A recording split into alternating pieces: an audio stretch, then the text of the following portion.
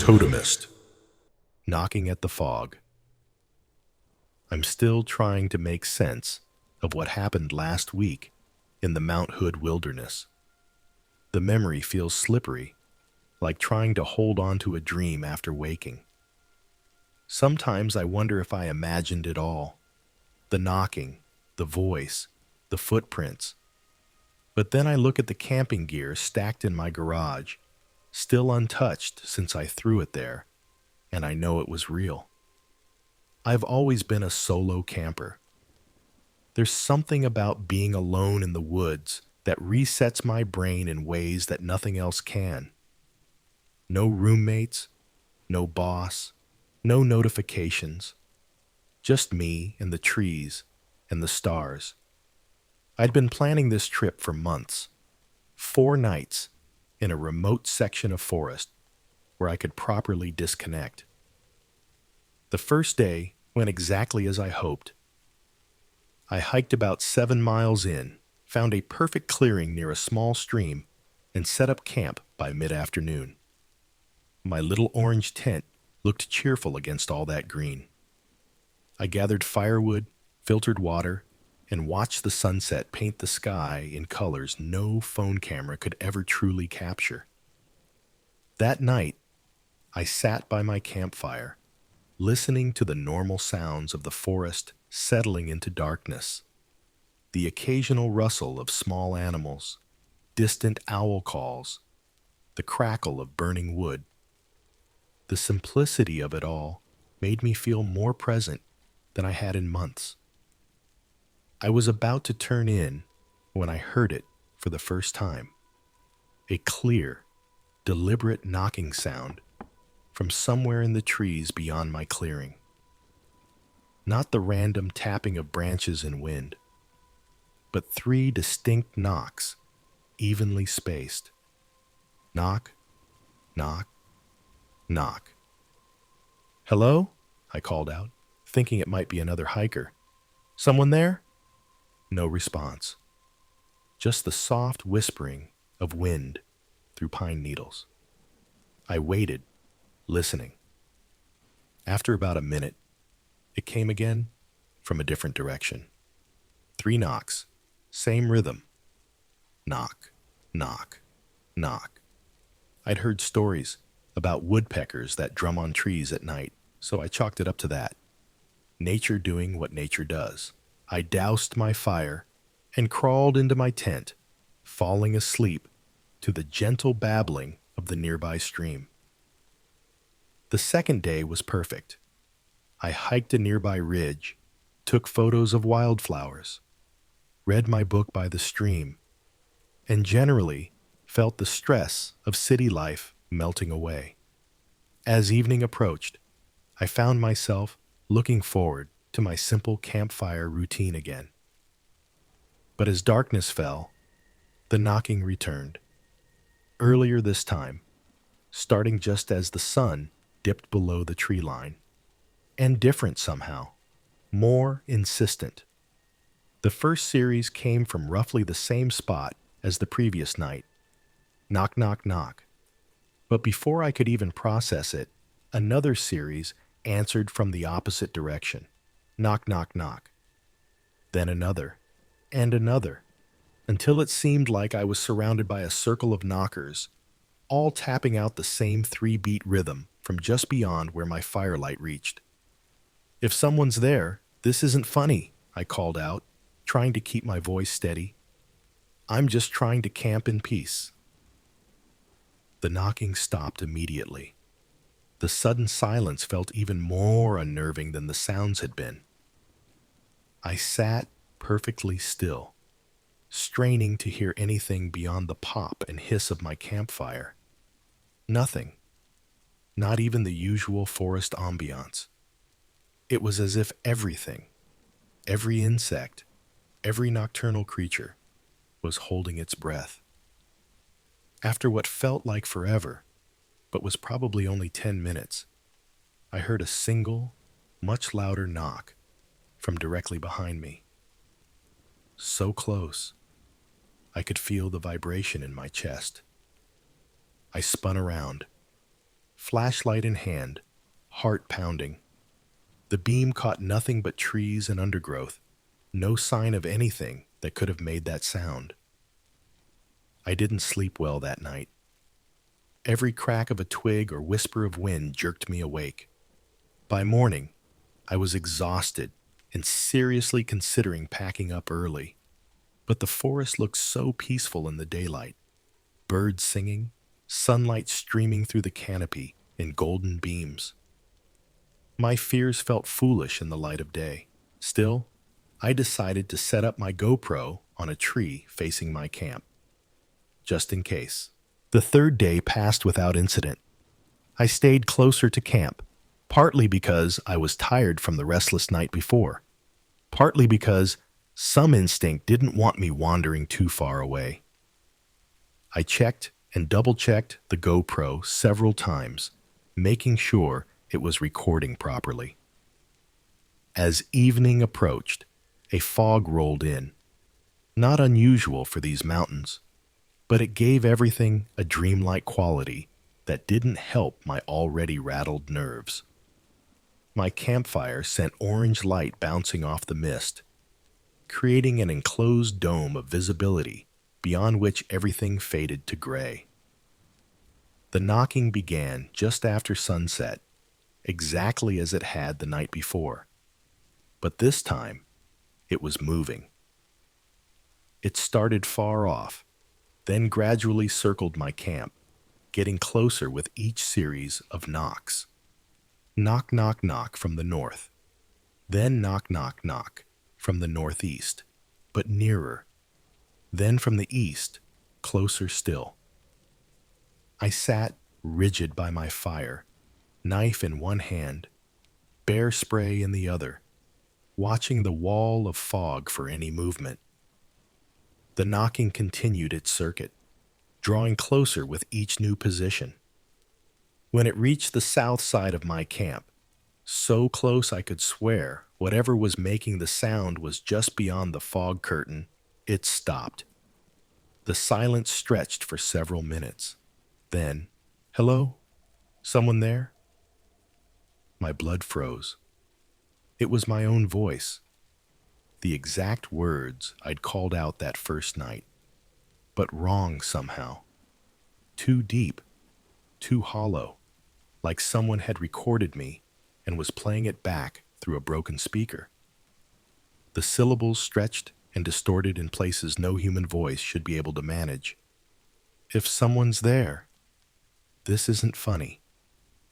Again, my own words from the night before, but twisted, guttural. The sound gurgled and clicked between words like whoever, whatever was speaking had to force the sounds through machinery not designed for human speech. I stood up, hands shaking. "Who are you? What do you want?" A long pause. Then, "Who are you? What do you want?" But this mimicry was even worse, closer to my actual voice, but with subtle wrongness in the inflection, like an AI almost, but not quite getting the emotional tone right. I grabbed my flashlight and aimed it toward where the voice had come from. The beam disappeared into the fog, illuminating nothing. "Leave me alone," I shouted, hearing the edge of panic in my voice. "Leave me alone," came the reply, but this time with an undercurrent that sounded almost like amused mockery. I retreated to my tent, zipping myself inside as if thin nylon could offer any real protection. The knocking resumed, circling my tent all night long, sometimes fast, sometimes agonizingly slow. I didn't sleep at all. In the morning, I checked the GoPro with trembling hands. The battery was dead, though I'd fully charged it. When I got it working again and reviewed the footage, all I could see was my campfire, my tent, and fog. The camera had recorded no knocking, no movement in the trees, no evidence at all of what I'd heard. But the audio, sent ice through my veins. Between the normal sounds of the forest and my own frightened breathing inside the tent, I could hear something else. A low, continuous sound just at the threshold of hearing. Not quite breathing, not quite a growl, just presence. I should have left then. Any rational person would have packed up and hiked out, camera evidence or not. But some stubborn part of me refused to be chased away. This was supposed to be my escape, my peace. Besides, I told myself, if something wanted to hurt me, it had plenty of chances already. So, I stayed for the final night as planned, though I built my fire bigger than before and stacked extra wood to keep it burning till morning. I positioned my camp light on a stump, creating a larger circle of illumination, and I set up the GoPro again, this time with an external battery pack. The knocking began with the sunset, as it had each night before, but this time there was no progression, no circling. It started immediately at the edge of my firelight, a rapid, excited rhythm from all directions at once, like dozens of invisible watchers announcing their presence. I stood in the center of my camp, turning slowly, trying to watch everywhere at once. The fog had returned, thicker than the night before, limiting my vision to maybe 15 feet in any direction. "What do you want?" I called out, my voice sounding small and insignificant against the barrage of knocks. The knocking stopped abruptly. The silence hung heavy and expectant. Then the fog parted slightly on the northern edge of my camp, and I saw it. I'm still not sure how to describe what stood watching me from just beyond the firelight. It was tall, impossibly tall, maybe 9 or 10 feet. Its outline was vaguely humanoid, but wrong in proportions, with arms that hung almost to the ground. But it was the darkness of it that struck me most. Not just dark-colored, but as if it was made from the absence of light itself, a shadow given form and mass and intent. It had no discernible face that I could see, just a deeper darkness where features should be. Yet I knew with absolute certainty that it was looking directly at me, studying me. The weight of its attention felt physical, pressing against my skin. We stared at each other across the boundary of firelight for what felt like hours, but was probably only seconds. I couldn't move, couldn't speak, couldn't even breathe. Some primitive part of my brain had taken over, freezing me in place like a rabbit before a predator. Then it raised one impossibly long arm and knocked once against the tree beside it. The sound broke my paralysis, and I scrambled backward, tripping over my camp chair and falling hard. When I looked up again, the figure was gone. I spent that night wide awake, huddled by the fire, keeping it blazing until dawn finally broke. No more knocking came, no voice, no shadowed figure, just the silent fog and my own ragged breathing. When daylight finally arrived in full, I emerged from my protective circle of firelight to find my campsite surrounded by footprints, enormous, deep impressions in the soft forest floor that no human or known animal could have made.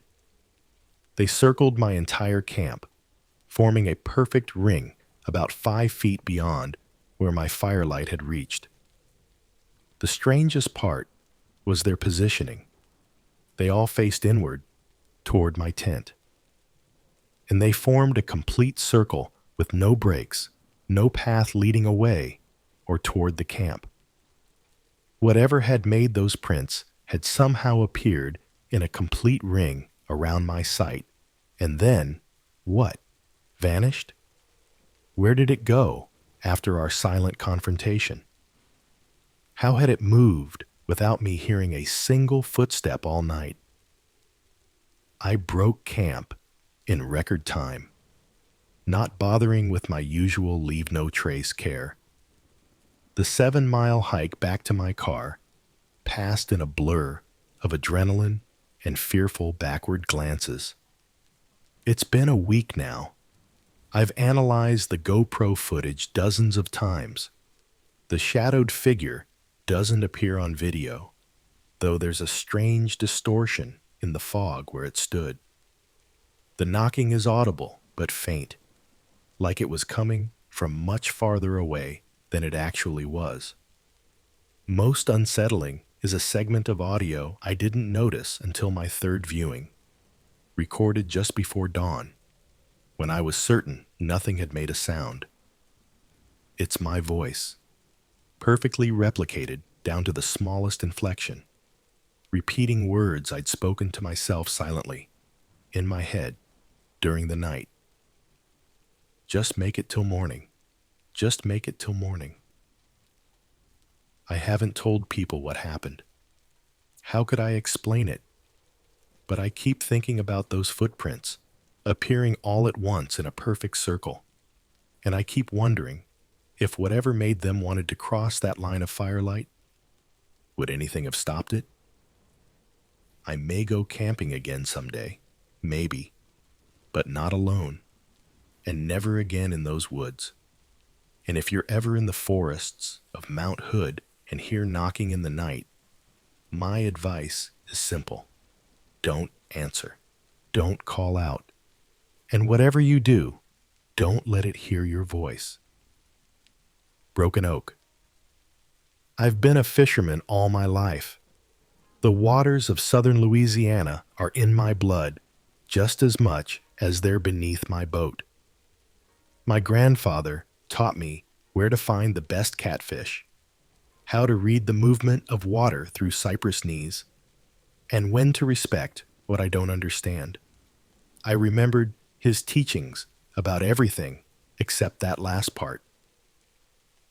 The warning started at Thibodeau's General Store when I stopped for bait and supplies.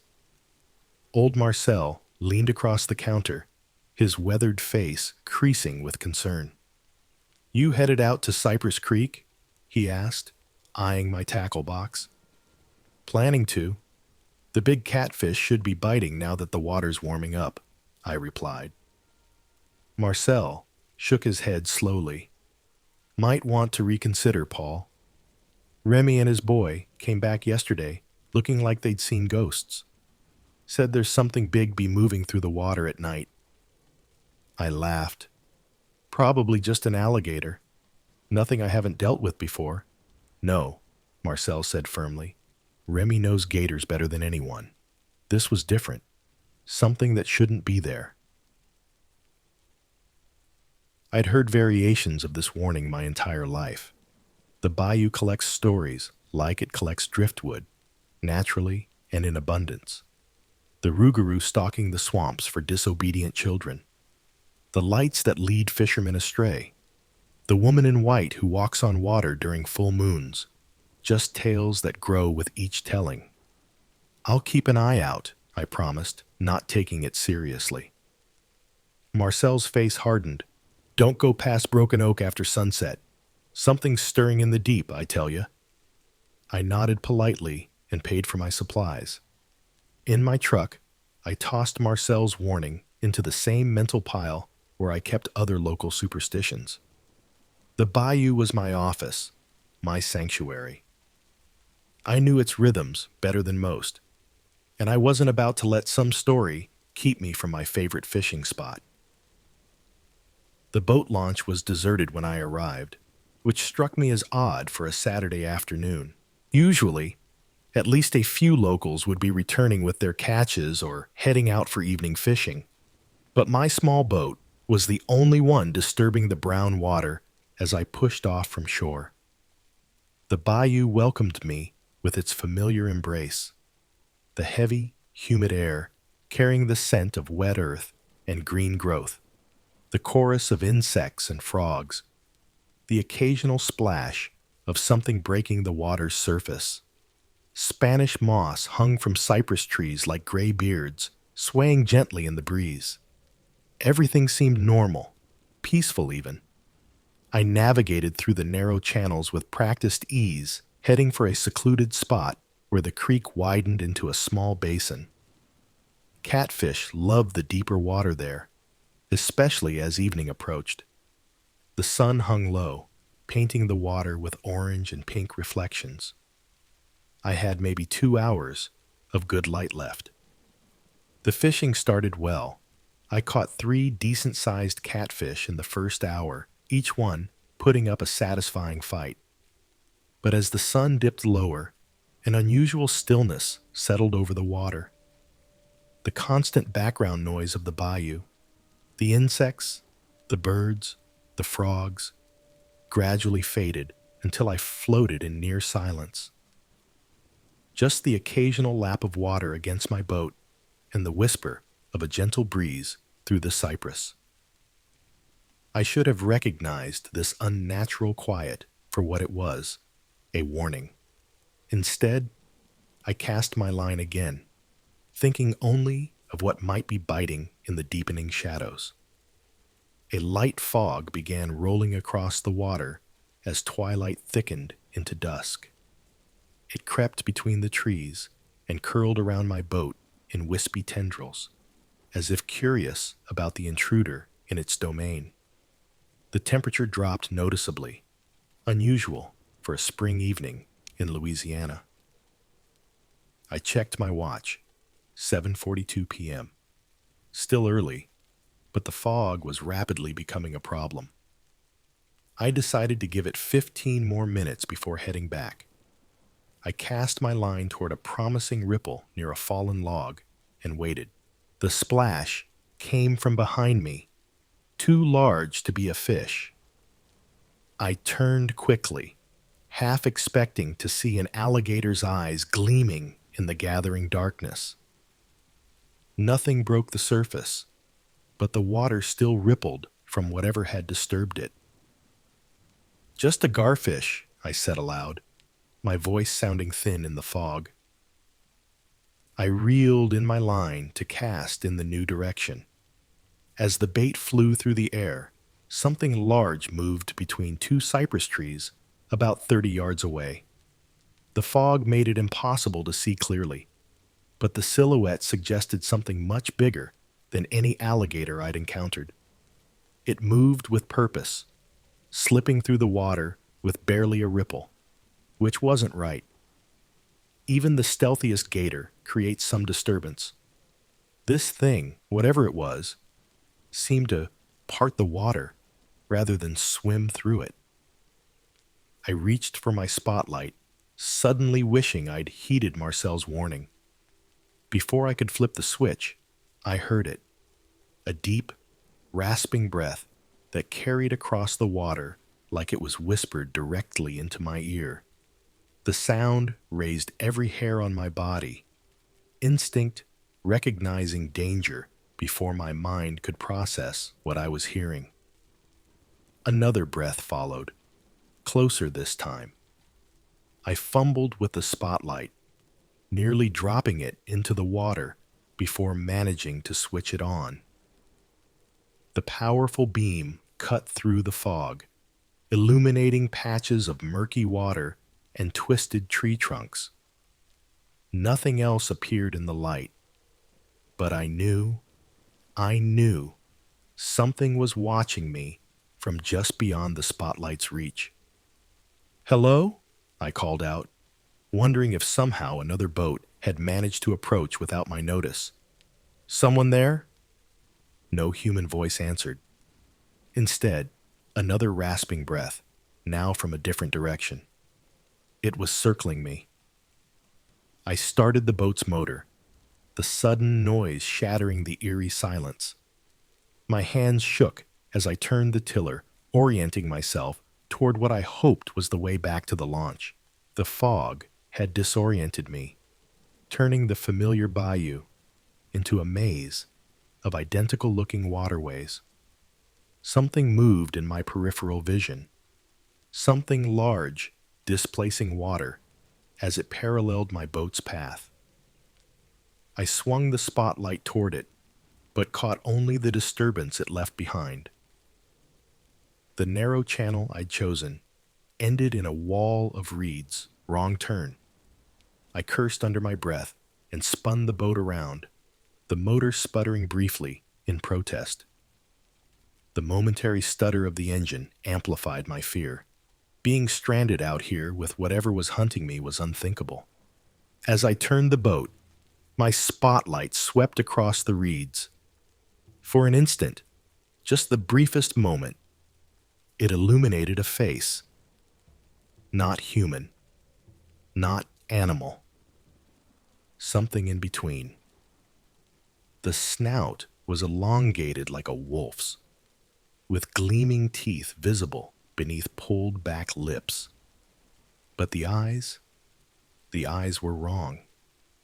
Too forward-facing, too intelligent. They reflected my spotlight with an unnatural yellow glow. But behind that animal shine was something I recognized. Awareness, calculation, hunger that went beyond the physical. The rest of its body remained hidden in the reeds, but I caught a glimpse of matted fur and hunched shoulders before it withdrew into the darkness. The reeds barely moved with its passage, as if even the plants were afraid to acknowledge its presence. "Rougarou," I whispered, the childhood nightmare suddenly real before me. In response, a growl rumbled across the water. Not the straightforward threat of an alligator or wild dog, but something that contained words just beyond my understanding. It raised some primal fear in me, the kind that existed before language, before civilization. I gunned the motor, abandoning stealth for speed. The boat lurched forward, water spraying as I raced through the channel. Behind me, something large moved through the water in pursuit. I didn't look back, focusing instead on navigating the increasingly familiar waterways as I approached the main channel that would lead back to the launch. The fog thinned somewhat in the wider water, and I pushed the small motor to its limit. The pursuit sounds faded, but I didn't slow down until the wooden structure of the boat launch appeared ahead. I nearly crashed into the shore in my haste to reach land. My truck sat alone in the gravel parking area, exactly as I'd left it. I secured the boat with trembling hands, loaded my gear, and climbed into the cab, locking the doors immediately. Only then did I allow myself to look back at the water. The bayou appeared peaceful in the final glow of twilight, fog dancing gently on its surface. Nothing disturbed the calm scene. I almost convinced myself I'd imagined the whole encounter, stress or exhaustion playing tricks on my mind. Almost. The drive back to my small cabin took 15 minutes on dirt roads that wound through dense woods. I kept the radio loud, needing the human voices to drown out the memory of that rasping breath, those strangely intelligent eyes. My headlights caught the turnoff to my property, illuminating the familiar "no trespassing" sign I'd nailed to a tree years ago. The cabin sat dark and quiet at the end of the short drive, its silhouette comforting in its ordinariness. I pulled up close to the porch, keeping the headlights on as I stepped out of the truck. The night had fully settled now, stars visible between the tree branches overhead. Crickets chirped from the underbrush. Normal sounds. Safe sounds. I grabbed my tackle box and the small cooler containing my catch, leaving the rest of the gear for morning. As I approached the 3 wooden steps leading to my porch, the truck's headlights illuminated something that stopped me cold. Footprints in the soft mud. Each impression was massive, easily twice the size of my boot, with clear claw marks extending from what should have been toes. They led from the edge of the surrounding woods directly to my cabin, circled it completely, then returned to the tree line. The mud was still wet, the edges of the prints sharp and undisturbed. Recent, very recent. I stood frozen, the cooler handle digging into my palm. It had followed me. Somehow, it had beaten me back to my own home. "That's not possible," I said aloud, my voice small in the pressing darkness. From the woods, just beyond where my truck's headlights reached, came that same rasping breath I'd heard on the water. A branch snapped. Something moved between the trees. Something large that walked on two legs but wasn't human. I fumbled for my keys, nearly dropping them in my panic. The 3 steps to my porch felt like a mile, each footfall echoing in the night. I got the door open and slammed it behind me, throwing the deadbolt with shaking hands. Inside, I moved through the familiar space without turning on lights, not wanting to silhouette myself in the windows. I checked that every door and window was locked, every curtain drawn. Only then did I allow myself to breathe. The cabin creaked and settled around me as I sat in darkness, straining to hear any sound of approach. Hours passed. Eventually, exhaustion overcame fear, and I drifted into uneasy sleep in my chair. Morning came with bright sunlight and chirping birds. I opened my door cautiously, half expecting to find something waiting on my porch. There was nothing, just the same weathered boards I'd been meaning to replace for years. I stepped outside, scanning the area around my cabin. The footprints were still there, even more visible in daylight. I approached them slowly, kneeling to examine one of the clearer impressions. It looked even less natural in the light. Not quite wolf, not quite bear, certainly not human. The claw marks extended nearly 2 inches from the main print. Whatever had made them stood at least 7 feet tall, based on the stride length. As I crouched there, studying the evidence of last night's visitor, I noticed something in the center of one print. A small white object, partially embedded in the mud. I carefully extracted it. A tooth, curved and sharp like a canine, but far larger than any dog or wolf I'd ever seen. The root end was jagged, as if it had been recently broken or shed. I turned it over in my palm, sunlight gleaming off its enamel surface. Evidence. Proof that what I'd encountered wasn't imagination or bayou folklore. From the woods came the distant sound of a woodpecker drilling a tree. An ordinary, reassuring noise. The morning felt safe. The night's terror already fading into something dreamlike. But I knew better now. I moved back to my truck and retrieved my fishing gear, stowing everything safely in the shed. Then I went inside and called Marcel at the general store. "I'm not going fishing today after all," I told him when he answered. A long pause followed before he responded. "You went out to Cypress Creek yesterday, didn't you?" "Yeah." Another pause. "You saw it?" My hand closed around the tooth in my pocket. "Yes." "It followed you home, didn't it?" Marcel asked, his voice heavy with certainty. I looked out my window at the footprints circling my cabin. "How did you know?" "It always does," Marcel replied simply. "It likes to know where to find you again." I haven't been back on the water since that night.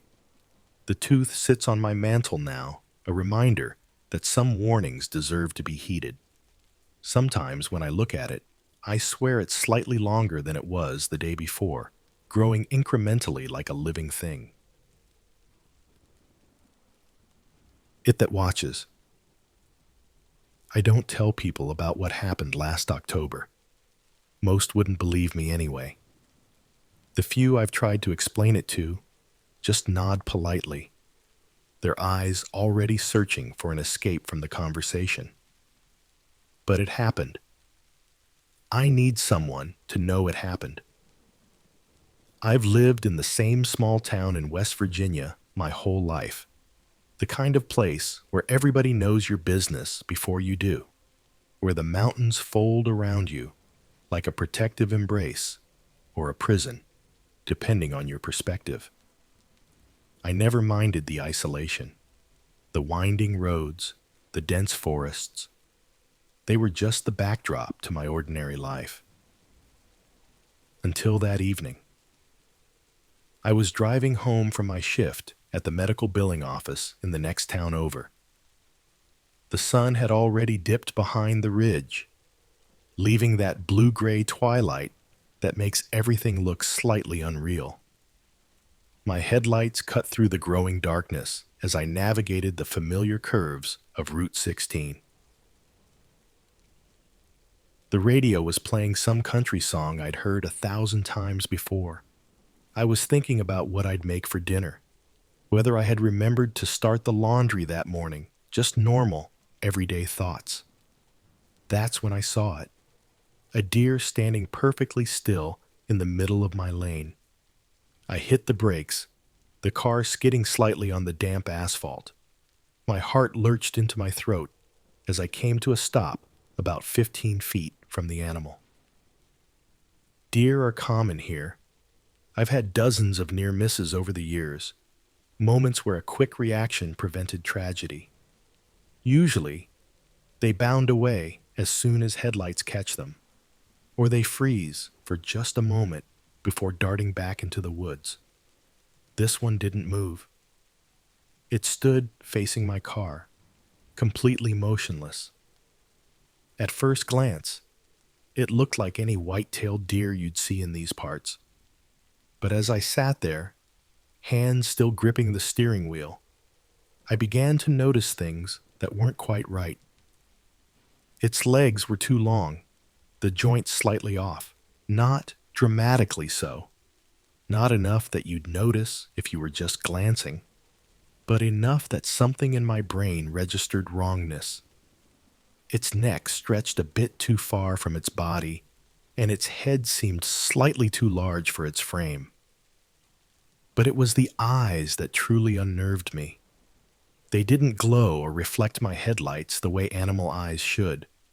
They were just dark pools, absorbing the light rather than bouncing it back. "Move along," I said out loud, tapping my horn lightly. The deer didn't startle. It didn't even blink. It just tilted its head, like it was considering me.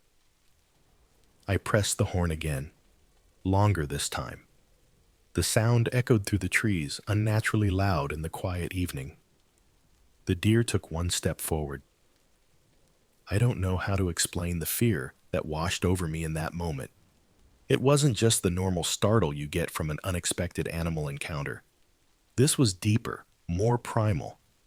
Like my body recognized danger before my mind could fully process what I was seeing. I laid on the horn continuously now, my pulse racing. Finally, the deer turned and walked. Not bounded, not ran, but walked to the side of the road. Its movement was smooth, deliberate, almost human. It paused at the tree line, looking back over its shoulder at me. Then it stepped into the darkness of the forest. I sat there for several minutes, trying to calm my breathing. Just a deer, I told myself. Maybe it was injured or sick. That would explain the strange movements, the lack of fear. I convinced myself it was nothing, just my imagination, and the poor light playing tricks on me. I drove the rest of the way home slowly, checking my rearview mirror more often than necessary. By the time I pulled into my driveway, I had almost persuaded myself that I'd overreacted. I didn't mention the encounter to my parents over dinner. It seemed silly in the warm, familiar kitchen with the TV playing in the background. That night, though, I dreamed of dark eyes watching me from the edge of the woods.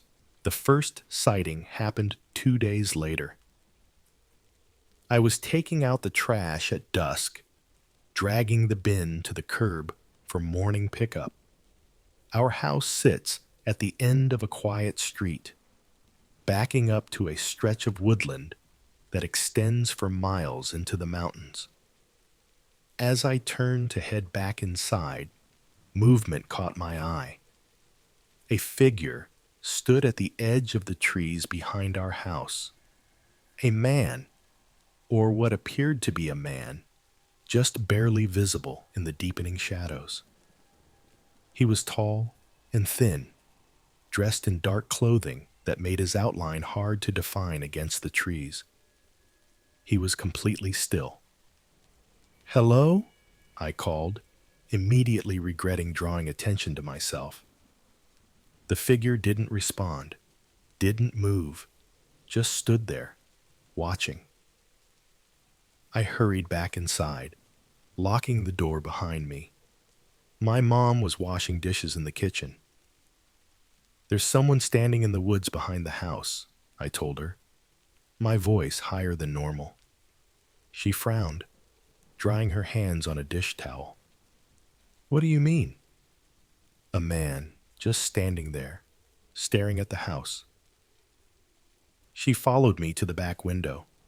We peered out together into the gathering darkness. "I don't see anyone," she said after a moment. I pressed my face closer to the glass. The figure was still there, exactly where I'd seen him, standing unnaturally still, face indistinct in the shadows. "Right there," I pointed, "by the big oak tree." My mom squinted, then shook her head. "Honey, there's nobody there. Probably just the shadows playing tricks on you." I looked again. The figure hadn't moved, hadn't shifted position at all. How could she not see him? "He's right there," I insisted. My mom put her hand on my shoulder. "You've been working too much. Why don't you go take a hot shower and relax?" I knew what I saw, but I also knew that tone in my mom's voice. The one that said further conversation was pointless. I retreated to my room, but I couldn't shake the feeling of being watched. The next morning, I checked the spot where the figure had stood. The ground showed no footprints, no sign anyone had been there. But I found something odd. A small patch of deer hair caught on the rough bark of the oak tree, about 6 feet off the ground, far higher than a deer should brush against. Over the next week, I saw the figure 4 more times. Always at the edge of the woods, always perfectly still, always watching our house, watching me, and always, when I tried to point him out to my parents or my younger brother, they saw nothing. "Maybe you should talk to Dr. Mercer," my dad suggested, after the 3rd time I'd insisted someone was watching our house. "You haven't been sleeping well since your grandmother passed." That was true. My grandmother had passed away 3 months earlier. We had been close, and her absence left a hollow space in my life. But this wasn't grief or sleep deprivation. This was real. The 4th time I saw the figure, he was closer to the house, close enough that I could make out more details. The odd proportions, the strange angle of his head. But his face remained in shadow, impossible to see clearly. I took a photo with my phone, desperate for evidence. But when I looked at the screen, There was just empty space where I knew he stood. I began to dread coming home. I changed my routine, parking on the street instead of the driveway so I could approach the house from a different angle. I kept my blinds closed. I stopped going outside alone. My family grew increasingly concerned, exchanging worried glances when they thought I wasn't looking. I heard my mother on the phone with someone, probably Dr. Mercer, talking in hushed tones about post-traumatic stress and delayed grief response. I knew I wasn't imagining things, just like I knew what I had seen on the road wasn't an ordinary deer. The realization that the two might be connected came slowly, reluctantly. I didn't want to acknowledge the possibility. It seemed too bizarre, too impossible. But the memory of those dark, unreflective eyes kept returning to me. The unnatural tilt of the head, the deliberate, almost human movements. It all came to a head last Friday night. I was alone in the house. My parents had taken my brother to visit family, an overnight trip I'd begged off from, claiming a headache. In truth, I just couldn't bear the thought of returning home after dark, of pulling into the driveway, knowing something might be watching from the tree line. The irony of staying home alone instead didn't escape me. I double-checked all the locks, drew every blind, and settled in the living room with the TV on loud enough to drown out any sounds from outside. For a few hours, I almost managed to relax, to convince myself that I'd been overreacting. Around 9 o'clock, a strange silence fell. The TV continued playing, but all other sounds seemed to vanish. The hum of the refrigerator, the ticking of the clock on the wall, the occasional car passing on the street. Everything except the TV went completely, unnaturally quiet. Then I heard it, a soft, rhythmic tapping on the back door. 3 taps, pause, 3 taps, pause. My entire body went cold. I muted the TV, straining to listen. The tapping continued, perfectly even in its timing, not urgent, not aggressive, patient, like whoever, whatever, was out there, had all the time in the world. Part of me wanted to ignore it, to turn the TV volume back up and pretend I hadn't heard anything. But a deeper part knew this moment had been coming since I first saw the deer on the road. Some things, once they notice you, don't simply go away. I moved quietly to the kitchen window, the one overlooking the back porch. The blinds were drawn, but a thin sliver of space remained at the edge where they didn't quite meet the window frame. I stood to the side and peered through this narrow opening. The porch light was on, illuminating the empty wooden planks. Nothing there. The tapping had stopped. I was about to step back when movement caught my eye. Just beyond the circle of porch light, at the edge of the yard where it met the tree line, stood the figure, closer than I'd ever seen it before. Close enough now that I could make out details that sent my heart racing. It had the general shape of a man, 2 arms, 2 legs, a head, but the proportions were all wrong. The limbs too long and jointed in places they shouldn't be. The torso too narrow, the neck extended too far from the shoulders. And the head wasn't human at all. It was the deer from the road. The same oversized head, the same dark, light-absorbing eyes. But there was something different too, something worse. As I watched, frozen in horror and disbelief, its mouth began to change. The muzzle stretched wider than any deer's mouth should be able to stretch. It wasn't baring its teeth or making any animal gesture I recognized. It was smiling, a human smile on an animal face. Wrong in ways I can't fully articulate, knowing, intentional. A sound escaped me, not quite a scream, but a choked gasp of terror. The creature's ears twitched at the noise. Its smile widened further, revealing teeth that were neither fully deer nor fully human. It raised one elongated limb and pointed directly at my window, directly at me. Then it took a single step forward. That broke my paralysis. I stumbled backward, away from the window, fumbling for my phone. I don't remember dialing, just my uncle's voice suddenly in my ear, concerned at my incoherent babbling. He lived just up the road. He promised to come right over. I retreated to the bathroom, the only room in the house with no windows, and locked the door. I sat on the edge of the tub, listening for any sound of breaking glass or splintering wood. There was only silence. My uncle arrived 12 minutes later, though it felt like hours. I heard his truck in the driveway, his heavy footsteps on the porch, his voice calling my name. I emerged from the bathroom cautiously. He checked every room, every closet, the basement, the attic. He walked the perimeter of the house with his flashlight, then the edge of the woods. "There's nothing out there," he told me gently when he came back inside.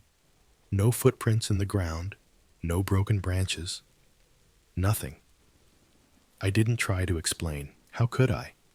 That what I'd seen wasn't a man, wasn't a deer, wasn't anything that should exist? That it had been watching me, following me, for over a week? That somehow, for some reason, it had singled me out? My uncle stayed until my parents returned the next day. I told them I thought I'd heard an intruder. They assumed I'd had a panic attack. And in a way, they weren't wrong. We never discussed what really happened. What could I say that wouldn't sound completely insane? I've started looking at apartments in the city, somewhere with lots of streetlights and no forests nearby. Somewhere it can't follow. Because I can't shake the feeling that it's still waiting, patient and persistent, for me to look directly at it again.